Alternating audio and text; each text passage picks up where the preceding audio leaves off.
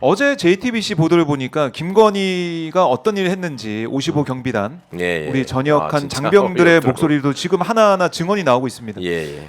기갑차를 운전하보러 갔다. 이거는 저는 좀 참 그러니까 정말, 놀랍더라고요. 저는 정말 기갑차 얘기가 여왕놀이 했어요. 보면 그죠? 그걸 타겠다고.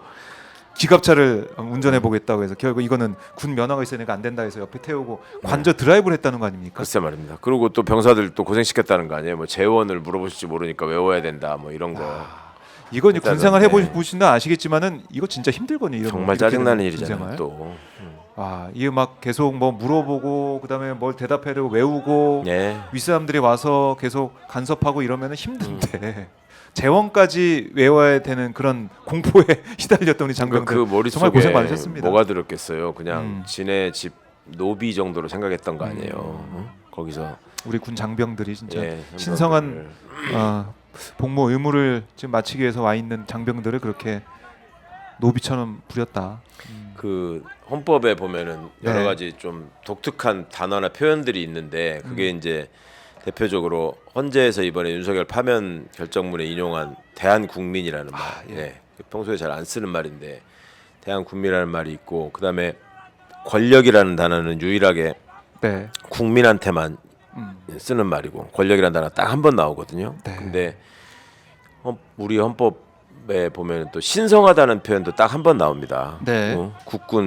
국군이 국토방위에 신성한 사명을 수행한다. 네. 그러니까 국군의 사명이 신성하다라고 하는 것이 헌법에 써 있는 유일한 부분인데 그거를 저런 식으로 오염시키고 저렇게 모욕을 주는 행동을 했으니 네.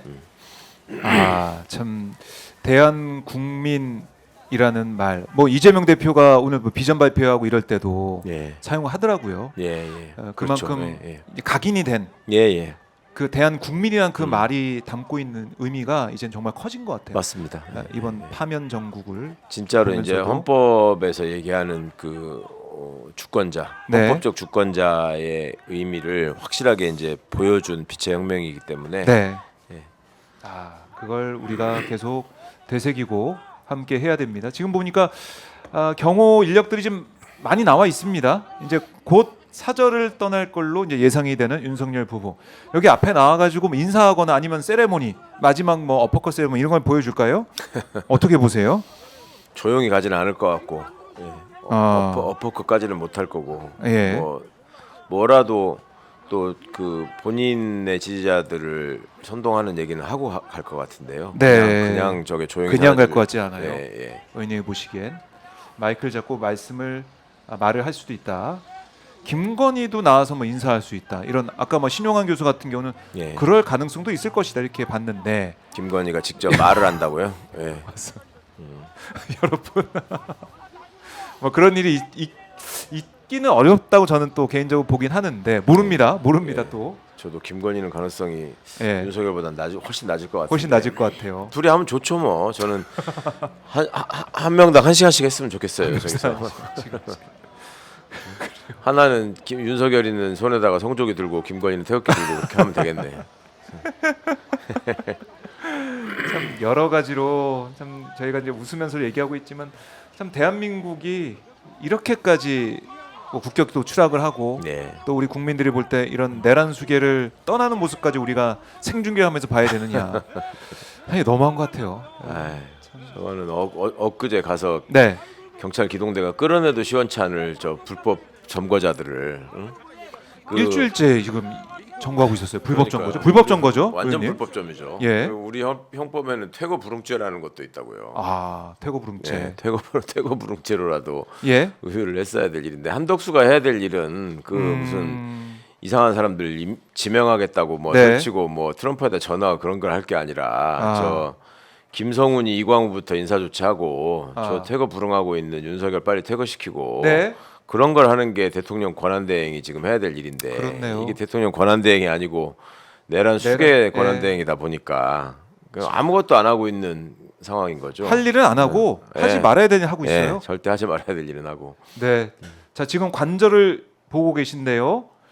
지금 움직임이 꽤 있습니다. 앞에 나무에 가려서 안 보이지만은 그 관저 안으로 들어가는 그 현관 그 앞에 움직임이 좀 보이고 있고 저 위에도 아마 경호 직원으로 보이는 남성이 또 서 있고 그 앞에 차가 있는 그곳인데 많이 움직임이 있습니다. 아마 4시 33분이니까 한 20여 분 뒤면은 이 앞을 떠나서 윤석열 부부가 관저 밖으로 나가지 않을까 싶은데 자, 그러니까 저희가 이제 또 우려하고 있는 부분들은 여기서 이제 있으면서 물론 내란 이후에 예. 그때도 시간이 많았고 또 풀려난 다음에도 벌써 한 달이 지났습니다. 예. 그 안에 증거인멸 할 거는 그야말로 다 하지 않았을까 그러게 이런 말입니다. 우려가 예. 있어요. 대란을 저지른 국사범이 저러고 있다는 게 제가 네.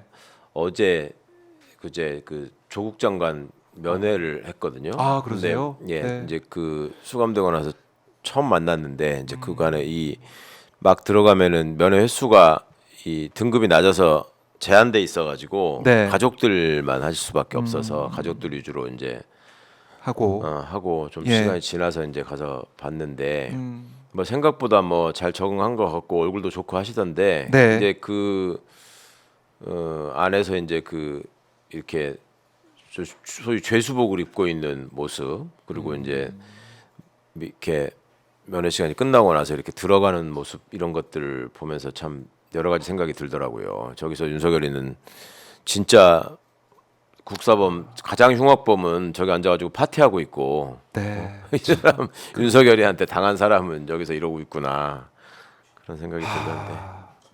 좀 여러 가지 생각을 하게 됩니다. 조국 전 대표는 이제 뭐라고 하시던가요? 그래도 뭐 어떤 메시지나 그러니까 외부 상황에 예. 대해서 많이 궁금해하죠. 근데 생각보다 많이 알고 있고 그 뉴스만 봐도 요즘 이제 그 저 KBS만 아니면 그래도 괜찮잖아요. 그래서 네. 뉴스만 봐도 이런저런 상황들은 좀 알 것 같다고 생각하고 있고 일단은 이 국민들께 감사한 마음이 뭐 갇혀 있는 사람이라고 없겠습니까? 본인도 그거에 대해서 예, 되게 고맙게 송구하게 생각하고 있고 이 윤석열 이제 이 석방 이후에 벌어진 네. 여러 가지 상황에 대해서 이제 너무 황당해하고 있고 또 형사법을 전공한 교수였잖아요. 그러니까 더더욱 이제 이 상황이 더 자괴감을 느낄 수밖에 없는. 그래도 건강 잘 챙기면서 꿋꿋하게 버티고 네. 있다. 막 그게 이렇게. 사람이 참 마음이 중요하다는 걸 제가 느낀 게 네. 그 부인 정경심 교수가 수감 생활할 때의 얼굴보다 본인이 지금 수감 생활할 때 얼굴이 훨씬 좋아. 그러니까 이제 자기가 바깥에 있다고 해서 그게 바깥에 있었던 게 아니고 들어가 있으면서 이제 그래요. 이 그야말로 윤석열이 검찰총장 시절에 했던 그런 악행들 이런 것들에 대해서도 우리가 하나씩 따져 묻는 하여튼 그런 뭐 시간이 이런 있어야 마음들을 됩니다. 예. 이제 변함없이 가지시고 잊지 마시고 이제 네. 저 반란의 무리들을 하여튼 확실하게 우리가 정리하고 진압할 수 있도록 이 대선에서 흔들리지 않고 압승하는 게 굉장히 중요합니다. 네. 얼마나 또 준동을 하겠습니까? 이제 뻔히 뭐 지들이 다 경제 망가뜨려 놓고 세수 다 저 시스템 다 무너뜨려 놓고 막 예. 저기 온갖 군데 지금 문제를 만들어 놓고 나서 이제 취임하는 날부터 의료 대란 해결해라. 뭐 세금 펑크난 거 어떻게 펑크난 거 어떻게 배워. 할래? 뭐 트럼프하고는 왜 예. 연락 한 번 안 하냐? 뭐 이따위 소리 틀림없이 또 하고 나올 텐데. 또 저것들. 얼마나 또 물어뜯으려고 하겠습니까? 예. 근데 사실은 우리가 윤석열 때 어떻게 했습니까? 윤석열이 취임한 다음에 제일 먼저 한 게 뭐예요? 문재인 정권 네. 완전히 다 수사하고 다 끌어내리려고 하는 그런 일 아니었겠습니까? 그러니까 여러 매체에서 보도했지만 네. 그 전에 취임하는 순간부터도 굉장히 무례하고 무도한 짓을 했잖아요. 예. 그 지가 취임하는 날 0시부터 청와대 개방해야 되니까 나가라고. 미리 나가라고. 문재인 그거 이제 직위원식 계산법이죠. 시간으로 딱 계산해가지고 24시까지는 그러면 문재인 대통령이 대통령인데 24시까지 대통령이 청와대에 있어야 되는 게 정상이고 그런데 중간에 나와서 호텔에 가 있을 수밖에 없었잖아요. 그런 모욕을 가하니까 그리고 일부러 이제 그 모욕을 더 체계화하기 위해서 청와대 개방 준비한다는 구실로 그 이동식 화장실 있잖아요. 공용 화장실. 그거를 청와대 군데군데에다가 이렇게 그 퇴임 일주일 전부터 갖다 놓고 그것도 또 관저 앞에다가 떡하니 또 갖다 놓고 그런 짓을 했었어요. 네. 그래서 제가 그때 국회에서 문제 제기하고 이슈가 되니까 또 잠깐 뭐 빼놨다 그러고 갖다 놓은 거 없앴으면서 갖다 놓은 적 없다고 거짓말하고 뭐 이랬던 놈들인데 저걸 그야말로 이제 모욕적인 그런 일들이 펼쳐졌고, 그러니까 예전에 뭐 창경궁을 예. 창경원으로 바꿨던 그런 뭐 일제 만행도 떠오르게 되고 뭐 그렇습니다. 그럼 뭐 예. 지금 멀쩡하게 잘 쓰고 있던 국방부 합참청사를 완전히 저렇게 가서 점령하다시피 망가뜨려 놔가지고 돈을 얼마를 쳐들였습니까 또 거기다가. 근데 거기가 이제 반란군 진지가 됐으니 누가 거기를 갈 것이며 들어갈 거기를 수가 국방부가 다시 회복해서 쓴다고 하더라도 그게 사실은 네. 건축물이라고 하는 게 그 역사가 고스란히 새겨지는 건데 세상에 대한민국 국군의 순회가 거기서 반란군 내란 수계 반란군 지휘본부로 내란 수계가 있었던 데를 써야 된다는 지금 그렇네요. 이런 또 참 황당한 일이 생긴 거예요. 정말 역사를 더럽혀도 여러 가지 방식으로 야. 정말 더럽히는데 정말 나쁜 놈입니다. 뭐를 예. 생각해봐도 어느 방면으로 봐서도 참 우리 국민들에게 씻을 수 없는 상처를 남겨두고 지금 이렇게 이제서야 떠나게 됩니다. 일주일 4월 4일 이후에 이제 일주일 버티다가 이제 가는데 이렇게까지 또 이제 지지자들 와가지고 또 취재진들이 가서 볼 수 있게 시간까지 정해놓고 예. 나온다는 거예요. 경찰관들은 많이 안 보이네요. 여기 몇 명 정도만 있는 것 네, 같은데. 경찰 예. 앞에 이 문 앞에는 그렇게 많이 없는 것 같고요. 저희 이제 문이 열려서 이제 밖으로 나오게 되는 겁니다. 밖으로 나오게 되는 거고 4시 39분을 지나고 있습니다. 예고된 시간 5시까지는 21분 정도 남아 있습니다.